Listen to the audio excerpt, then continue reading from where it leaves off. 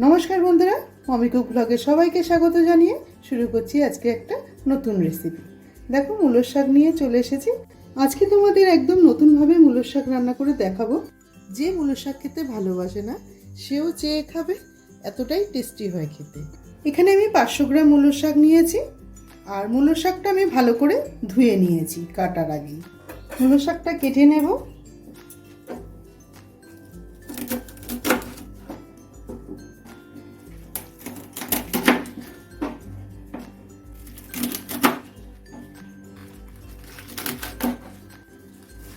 আমি ছুরির সাহায্যে কেটে নিচ্ছি, তোমরা তোমাদের সুবিধা মতো দাওতে হোক ছুরিতে হোক কেটে নিও, তবে এটা ফলো রাখতে হবে ঝিরি ঝিরি করে কেটে নিতে হবে।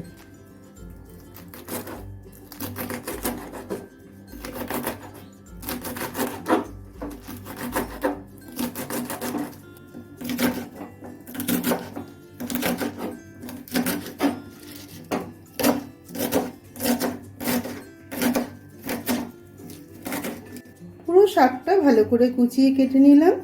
শাকটা কেটে নেওয়ার পর এখানে দেখো একটা মূলো নিয়েছি, মূলোটা আমি একদম ঝিরিঝিরি করে কেটে নেব।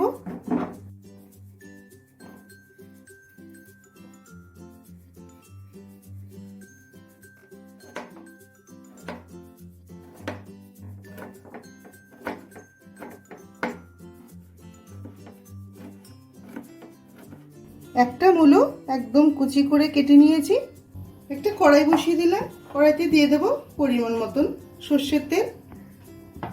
তেলটা গরম হয়ে গেলে একটা শুকনো লঙ্কাকে ভেজে তুলে নেব।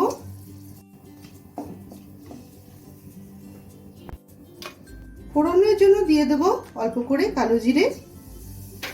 এখানে 5 কোয়া রসুন আমি থেতো করে দিয়েছি, 3টে চিড়ে নেওয়া কাঁচা লঙ্কা, অল্প করে নারকেল কুচি দিয়ে দেবো।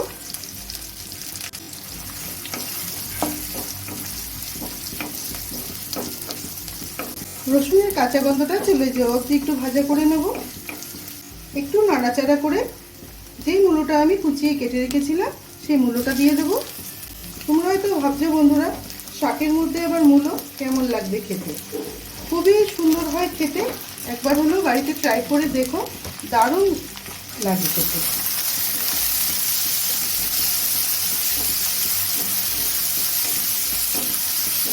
নারকেল ও মূলো কুচিটা একটু ভাজা হয়ে গেলে কেটে রাখা শাকটা দিয়ে দেবো।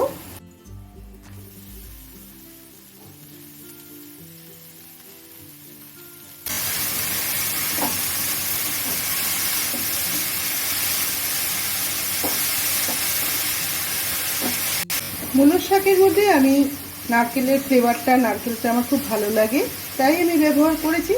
তোমরা যদি নারকেল খেতে পছন্দ না করো, নারকেলটা স্কিপ করে যেতে পারো।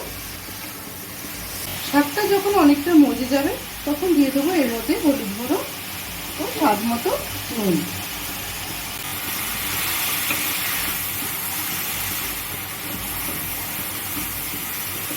শাকটা আমার একদম তৈরি হয়ে গেছে। এবার যে লঙ্কাটা আমি আগে থেকে ভেজে নিয়েছিলাম সেই লঙ্কাটাকে শাকটা নামাবার আগে গুঁড়ো করে দিয়ে দেবো।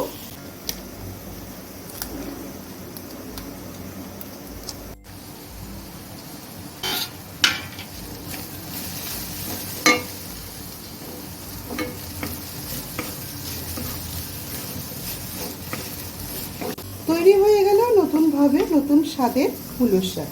ভিডিওটা কেমন লাগলো আমাকে একটা কমেন্ট করে জানিও, ভালো লাগলে একটা লাইক ও একটা শেয়ার করে দিও। তুমি যদি আমার চ্যানেলে নতুন বন্ধু হয়ে থাকো তাহলে একটা সাবস্ক্রাইব করে পাশে থেকো। পুরো ভিডিওটা দেখার জন্য অসংখ্য ধন্যবাদ। সবাই ভালো থেকো, দেখা হবে এরকমই কোনো অন্য রেসিপির সাথে।